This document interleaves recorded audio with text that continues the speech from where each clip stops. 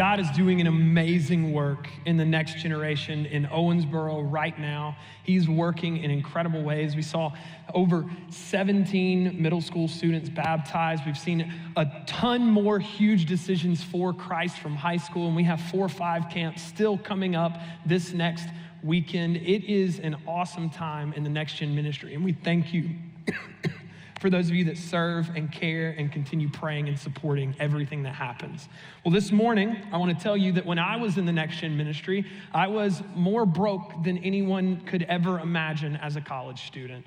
I was so broke that at one point I ate hamburger helper with no meat in it. It was just helper, right? Just helper. And it helped me. I was dying. I was broke, man. Most of the time I had less than $0 in my bank account, which is true. But I lived with a group of my friends in this house that I couldn't afford because I was, again, broke college student. But our head pastor of the church we were at would come and he would visit with us on Tuesday nights and he would walk us through scripture and he would pray with us and he'd teach us how to pray and how to be leaders in the church. And it was a really formational and incredible time for me. And I still, to this day, say things that I learned from those Tuesday nights. And part of that was life-on-life discipleship, where he said, I care about what the next generation's doing. I care about these young guys. And he would come in and he would talk to us, hang out with us, learn about us. And then he would say, we're going to go out and do something fun to just hang out and get to know one another better. And those were amazing nights. One of those particular nights, we went to the movies, and I have a severe fear of missing out, which was a problem because I had negative $31.46 in my bank account. You're like, Kurt, that's a very accurate number. Yeah, I still remember looking at it on my phone. I don't think it's supposed to be. Why do they charge me when it goes negative? Anyway, so I already don't got money. So we got to the movies. They went on in. I'm sitting there with my card thinking, God, this is your son. I believe you're a miracle worker. So we walked up to the window and my friends had all gone in and I was by myself. There were still other people around and I handed my card to the cashier. And wouldn't you know it, it declined very loudly, which, by the way, any cashiers listening, you don't have to tell everybody that it declined, all right? This is a conversation between me and you. It declined. Shush. It says insufficient funds. That's none of their business, okay? It declined, so I went inside to go flag down one of my friends, go to the restroom, try to figure out what I was gonna do because I had ridden to the movie theater with them. They were already in, if I was gonna just sit outside and wallow, or if I was gonna ask them to pay for me. And then I realized something.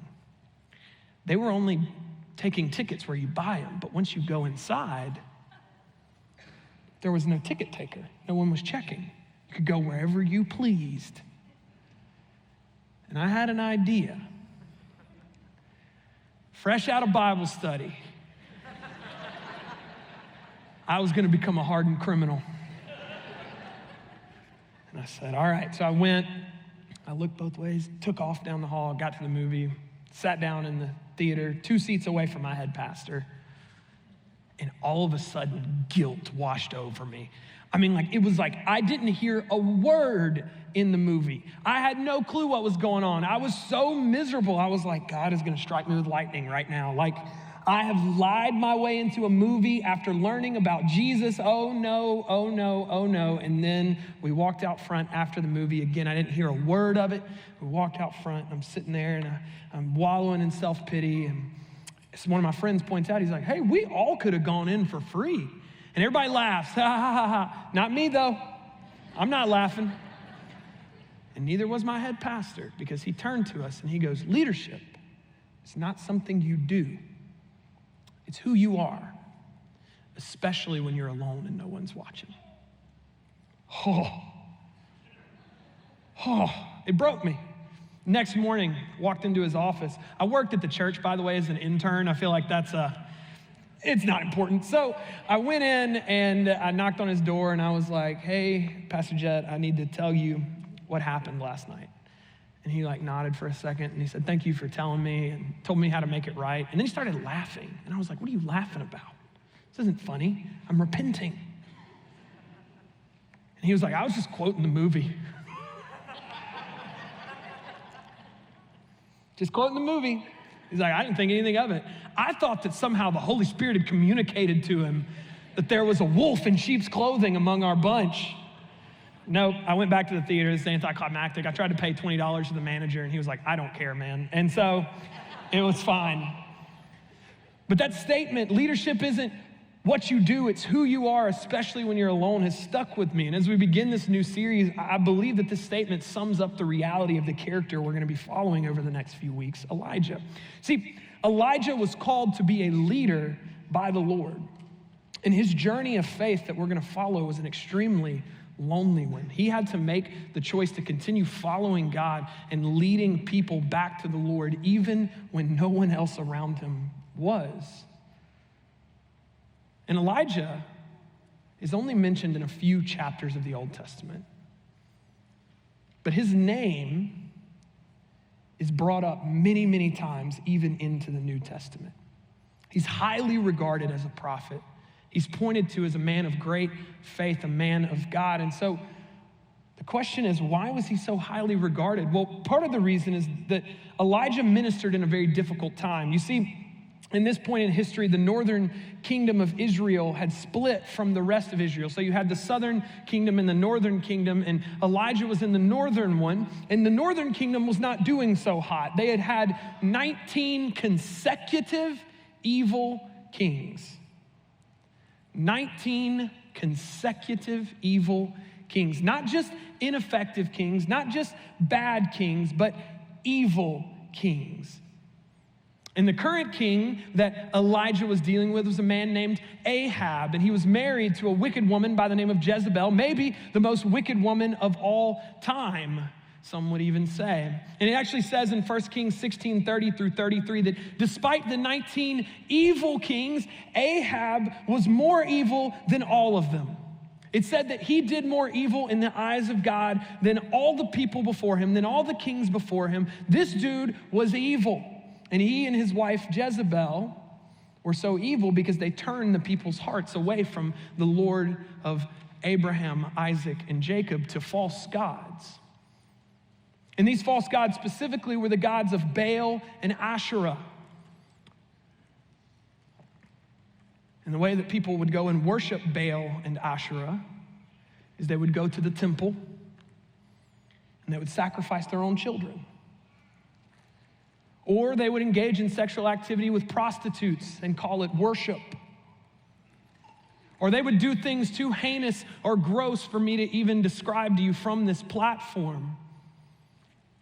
This was a very dark time, a very corrupt time filled with scandals and evil. And at the beginning of 1 Kings 17, the Lord had had enough. And interestingly enough, he doesn't raise up an army or an opposing nation to overthrow Israel as he's done in the past. Instead, he calls one single person to take a stand. One single person against an entire political system built on generation after generation of evil. Evil so profound that it had changed the very culture of the northern kingdom. And the person that was chosen and called to take that stand was Elijah. Elijah's name, in fact, means something really interesting because his name gives us an indicator of the trajectory of his life. His name means Jehovah is my God, or the Lord is God. Elijah's declaration, his purpose is to declare that there is but one God worthy of worship, that no false God is worthy of worship. There's one God who's alive, and that God is Jehovah, and he is my God. And so our story begins with Elijah in 1 Kings 17:1 like this. Now, Elijah the Tishbite from the Gilead settlers said to Ahab, as the Lord of Israel lives, in whose presence I stand, there will be no dew or rain during these years except by my command. This is our introduction to the prolific prophet Elijah the Tishbite from Tishbe. And the thing we're given to describe him, this great man of God that we know of in the New Testament, the way it's described is from Tishbe. That would be like you describing me as Kurt, the Mississippian from Mississippi. Elijah, in our first meeting with him, is defined by where he is from. This will change. But Elijah the Tishbite goes and stands before the most evil king to ever be on the throne. And he goes up to him and he declares that there will be a drought. But he doesn't just declare that a drought is coming. He's clear on who is in charge as he makes this declaration. He says, as the one God lives, as the Lord who is God is alive and I'm in his presence, because he's the only God and he's in my corner. And on his authority, I say, there will be no dew on the ground, no rain until I command it. This is the gauntlet being thrown. If this was a movie, the orchestral music would be swelling around Elijah and we would be ready for the climactic battle to begin. We're in the middle of what experts are calling an economic slowdown at the moment. We're experiencing gas prices high, inflation, all those things, while wages stay the same. And as difficult as that can be, what Elijah just declared to this king was not an economic slowdown.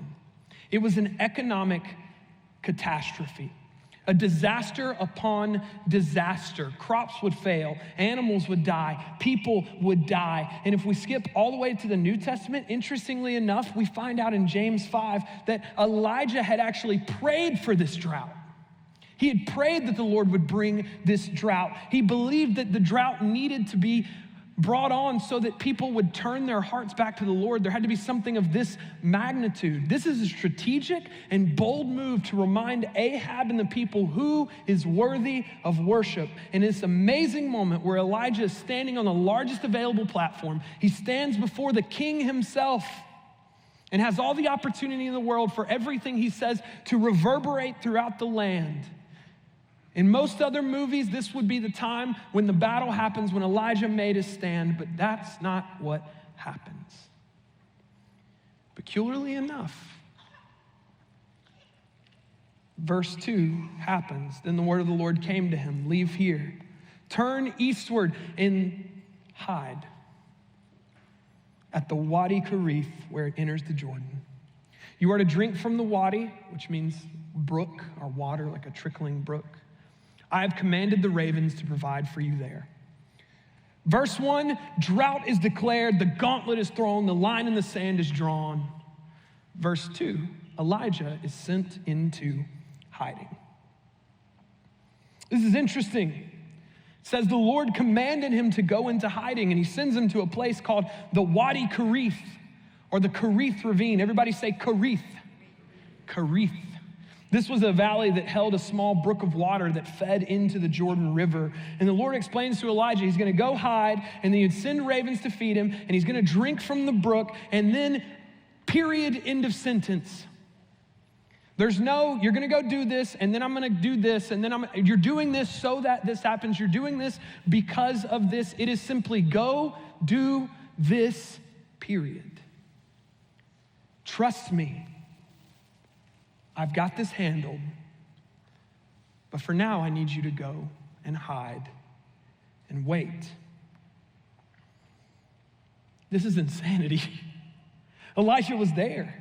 He was facing down the king. He was in position to launch his prophetic ministry in a huge way, and instead now he's hiding in a ravine, drinking river water, hanging out with a bunch of birds. A group of ravens is called a murder. That's just a fun fact. It has nothing to do with what we're talking about. I would argue that the Cherith ravine for Elijah represented the truth that the Lord wanted to do a work in him before he worked through him. He wanted to work on him privately before he used him publicly. This is the Cherith ravine, where Elijah would be humbled and transformed. The Lord wanted Elijah to be humbled and transformed. I remember when my wife and I were close to having our son Bear, lots of people asked this question: Are you ready? To new parents, they ask it all the time if you're considering having children at any point. If you already have children, having more, they still ask you, are you ready? And if you say yes, people go, no, you're not. And if you say no, they go, oh, you're definitely not ready. You're less ready than you even think you aren't. So I don't have any advice on how to answer the question. But what I do have advice on is don't be like me, because I truly believed I was ready. I was like, yeah, I'm ready. He's a little dude that looks a little bit like me. He's gonna be awesome. He's gonna sleep great. You gotta change him, feed him, hold him, rock him to sleep. Maybe he plays golf. Maybe he's a millionaire. Maybe I get to have a yacht one day. Who knows, right? It's gonna be awesome. I'm excited. Oh, how arrogant and foolish was I. I love my son with all my heart. I love him very much. But we were not prepared for this little monster that lives in my house now. He's really cute. Here's a picture of him. He's super cute. He's learning to sit up now. He's also starting to crawl a little bit, which is just level 2 of parenting. It is crazy. But we love him, but we weren't ready. In our house, you don't just rock him to sleep. Sleep is for the weak, for Bear Jordan. You'll sleep when you're dead, Mom and Dad. I do love him, though. It's super cute. The point is, as amazing as parenthood is, as amazing as my son is, I wasn't ready. The same was true for Elijah. After standing in front of Ahab, he probably felt ready. In fact, whenever he announced the drought, there was probably a confidence in his voice. Yet the Lord knew that Elijah wasn't yet ready. And the Lord wanted to walk him into a season of brokenness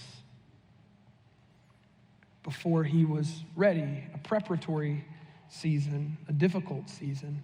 And in Elijah's case, the Lord himself sent Elijah into this season, into the Cherith ravine, which Cherith means cut off. It means cut off. And so the Lord sent him there where he'd be completely and totally alone for months. This had to be an extremely difficult time for the prophet. He knew his purpose. He knew his calling. He knew his name. Yet here he was, cut off from all society. I'm supposed to declare that Jehovah is God, and I'm just here by myself, waiting. The truth is, every single one of us will experience a season in the Cherith ravine in our lives. Maybe you've already walked through the Cherith ravine, or maybe you haven't yet.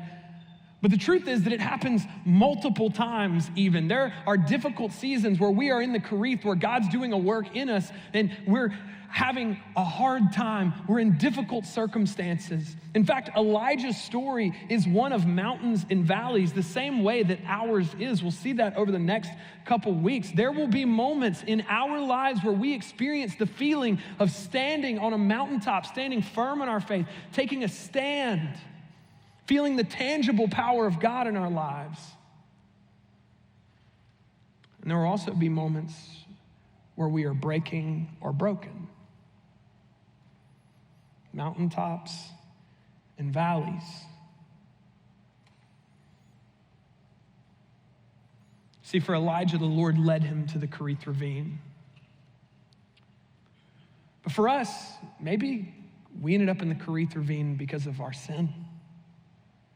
Mistakes we made, choices we made, or even circumstances outside of our control, or even the mistakes of others. If we want to look at a different perspective on Elijah's story, the reason he was in the Cherith ravine was because of the sin of the nation of the northern kingdom. Regardless of how we arrive at the difficult season, know that God desires to use our bad circumstances for good things. Hear this, nothing is wasted in his plan for our lives, especially not our pain. He uses every moment. And this is a side note, but we also notice that Elijah is alone. He's cut off. And there are times when the Lord will take us away from the comforts of the relationships around us so that he can do intimate and personal work in our lives. As people, we sometimes fear these interactions because we're so used to being connected to the world around us through social media or through text messaging or FaceTime or Snapchat. Whatever your method of being connected, we feel connected, even if that connection's even a bit shallow. So when we're cut off from it and the Lord's like, no, it's me and you. We're gonna do personal work. We're gonna have an honest, real conversation. It can be a bit jarring. But oftentimes, these are the moments that God uses the most strategically in our lives. When we're alone, face to face with him, and we realize he is what we need. We realize that we can only depend on him. And this is what humility is. This is what to be humble is realizing our dependency on God. Humility is realizing I need God. I can't do this without him. He's so big and much bigger than me, and it's not about me, it's about him. And the Lord took Elijah there for him to realize this in the Cherith. In fact, Cherith also has a second meaning. It means to be cut off. It means also to be cut down in Hebrew. To be cut down is to be reminded of our own shortcomings and our absolute need for the Lord. How better to remind us that we are dependent on him than to show up and be the only thing worth trusting in the midst of our most broken places. For Elijah, God's provision in his difficult season was very physical. It was literal food and water. We see in verses 5 and 6. So he proceeded to do what the Lord commanded. Elijah obeyed the Lord. Elijah left and lived at the Wadi Cherith where it enters the Jordan. And the ravens kept bringing him bread and meat in the morning and evening, and he would drink from the wadi. God provided for him, as in Elijah's obedience in the Cherith, there was provision. He was taken care of, and this provision was actually in contrast to the rest of the nation. If we remember, there's a drought going on. People are starving and dying of thirst, yet even in a difficult season in the ravine, God still takes care of his child. God is still good, whether it's on the mountaintop or in the valley. He's still provider. He's still enough for us. The Lord goes above and beyond, even in the lowest places. Elijah was humbled in this. His pain, his brokenness forced him to reckon with the beautiful reality that God is exactly who he says he is, and he can be trusted. And so we can surrender our lives to him. God will always make good on his promises. He will not falter. He will not fail. He will provide for us when we need it. He's there for us in the worst and most difficult moments of our lives. We need him. And Elijah realized this. My God is Jehovah, the only one. And as Elijah was humbled, realizing his true dependency on the Lord, he was transformed. And as we are humbled in our difficult seasons and we're brought and cut off and maybe even cut down, parts of us are chiseled off that don't look as much like Jesus as the Lord is calling us to look. As we surrender to him in those moments, we are also transformed. The Cherith ravine has the potential to make a man or woman of God, because in our lives, the moments in the ravine, the moments where we are cut off from our normal comforts, these moments when we are broken and still see the Lord's provision are the ones that can define us. They're the ones that allow us to go from just saying we trust God with our lips to really, truly trusting God with our lives. And when we're transforming, when God is maturing and growing us, we may not even realize it when we're in the middle of the process. Because his ways are higher, his thoughts are higher. He knows what's going on. He sees things from a completely different perspective. So in the middle of that broken season, when we're saying, God, this makes no sense, and he's saying, just trust me. Go to the Cherith ravine, wait there, eat and drink. I'll provide for you, I'll take care of you. Just do what I'm asking you to do. Before we know it, we realize how good he's been in the valley. We look up and we're walking to the mountaintop, and God is just the same as he always has been. He's just as loving. We just know him now in a deeper, more intimate way because of our time in the Cherith. One of my favorite movies of all time is The Karate Kid. I watched it nonstop growing up. And I'm talking about the 80s one with Mr. Miyagi and Daniel San. And they would go, and I would watch it. I had a portable DVD player. I watched it a million times maybe. I could probably still quote it for the most part. But Daniel, if you've never watched the movie, was a kid. He moved from New Jersey to a new place. He moves in. He immediately gets bullied because it's an 80s movie, and I guess just being new is enough to be worthy of bullying for whatever reason. And so he shows up, and they're like, "You're new." And they start beating him up. And all the kids that are beating him up know karate, which is unfair. And so Daniel goes, and one day he finds the maintenance man at his apartment complex, as you do, and asks him to teach him karate. We've all been there. It's very relatable. Well, Mr. Miyagi is the maintenance man, and he says, "I'll teach you karate." Daniel's sweet. So he's expecting to show up to a dojo. Instead, Mr. Miyagi takes him to his house. And if you've seen the movie, you know this. He says, "Wax my car. Do some chores." And Daniel-san goes, "All right." He walks over, and he starts waxing the car. He said, no, like this. Wax on. We ready? Wax off. Wax on, wax off. And he says, "Now paint my fence." And Daniel's like, "I don't want to paint your fence." He's like, "Just do it." And he's like, no, like this, Daniel-san.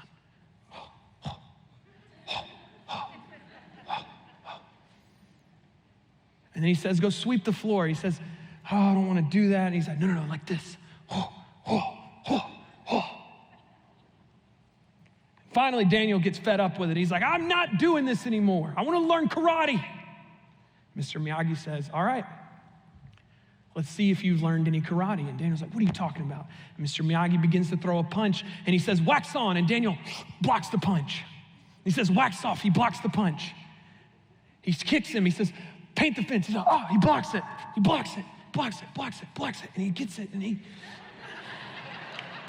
all of a sudden he knows karate. You see, in the midst of Daniel doing all these difficult things, he may have been confused as to why he was doing it, but Mr. Miyagi saw the grand plan. He saw the ending. And before Daniel knew it, he was the karate kid, as he would say. And so, for Elijah in the Wadi Cherith, he's in a very similar place. He's the Kawadi kid, if you will. I'm really proud of that one. I have in my notes, hold for thunderous applause. So, no, I'm just kidding. I'm not kidding. Go to Ahab. But we have this moment where Elijah is told, God says, "Go to Ahab, announce the drought. Go hide, go to the Wadi Cherith, go get fed by the ravens.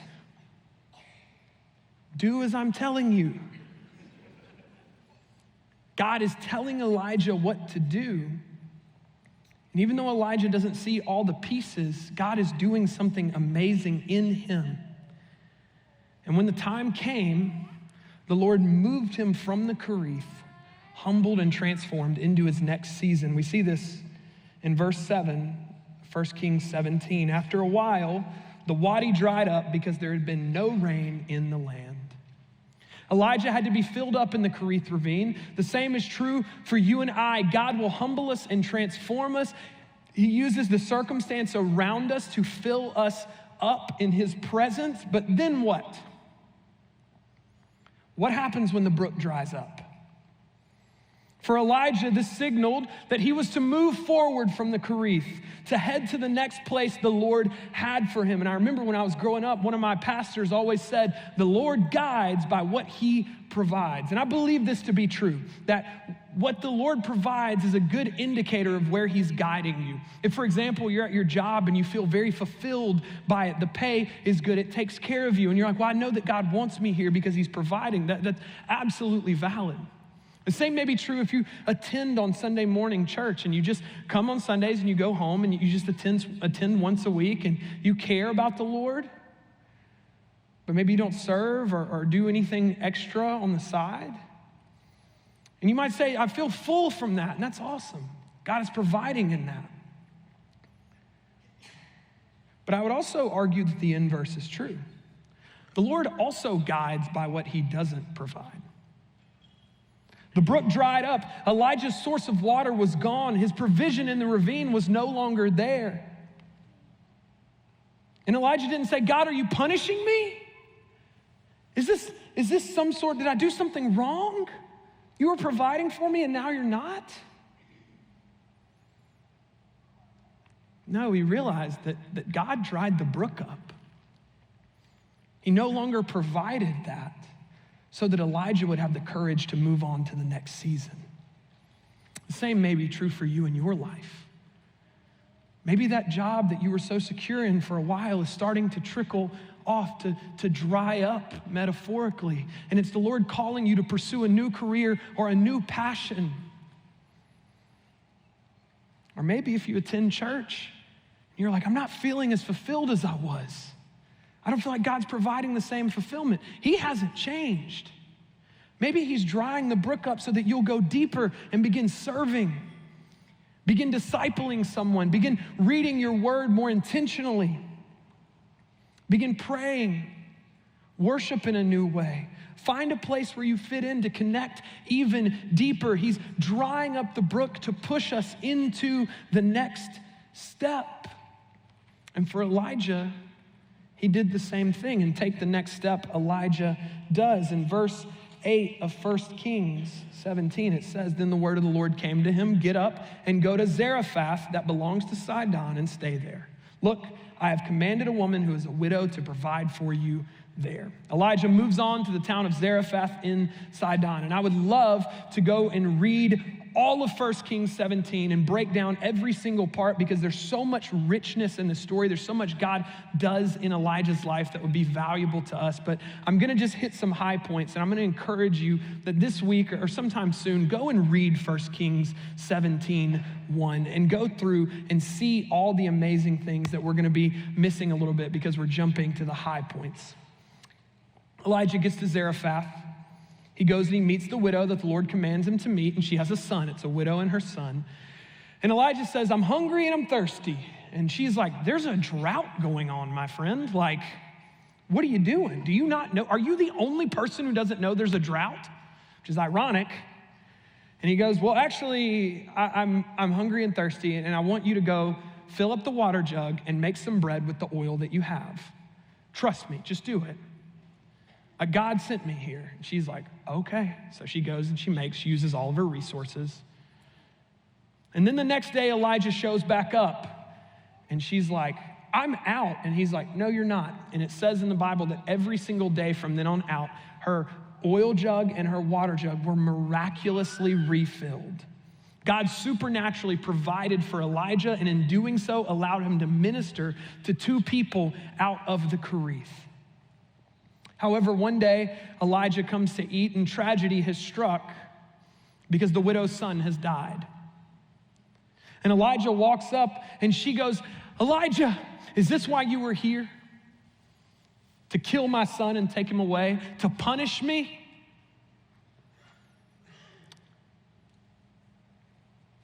And Elijah, having experienced the miraculous work that the Lord has in his life, begins praying for the boy. And in verse 22, it says, so the Lord listened to Elijah, and the boy's life came into him again, and he lived.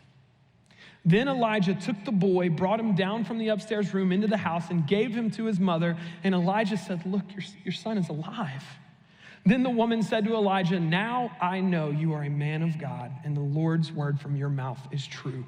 Elijah, because of all that had happened, because God was shaping him, did something that up to this point in the Bible had not been recorded.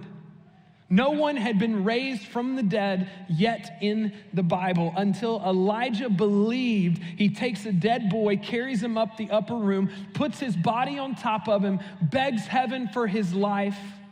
And God listens and heals him. Why did this happen? Because God took him to the Cherith ravine, where he was cut off and cut down. He was humbled and transformed. God took him to a season of total dependence where he could depend on nothing else but God and God alone. Then God dried up the brook so Elijah would move on to the next season of his life so that he could meet with the widow and her son, and so God could perform a miracle that hadn't yet been seen through Elijah.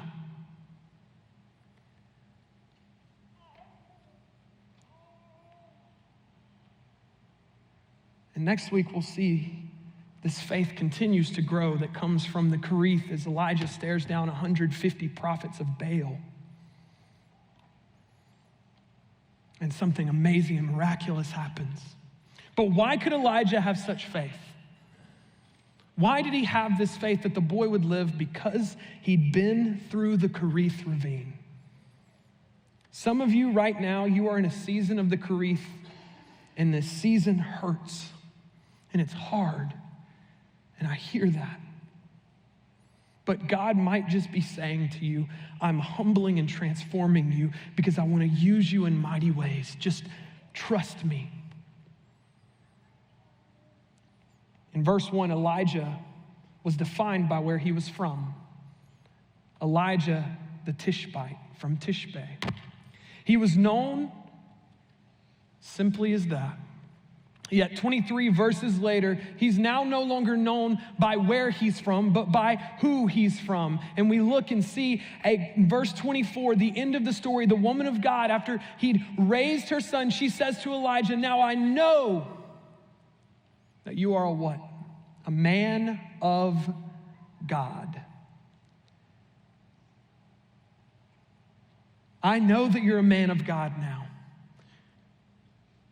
This is the transformation of Elijah. This is the making of a prophet. This is the formation of a man of God, to go from Elijah the Tishbite to now being defined not by where he's from, but by the God he serves. And in the same way, I pray that the Cherith seasons in our life would transform us into men and women of God, that we would be defined by our faith, that we'd be defined by our love of the Lord.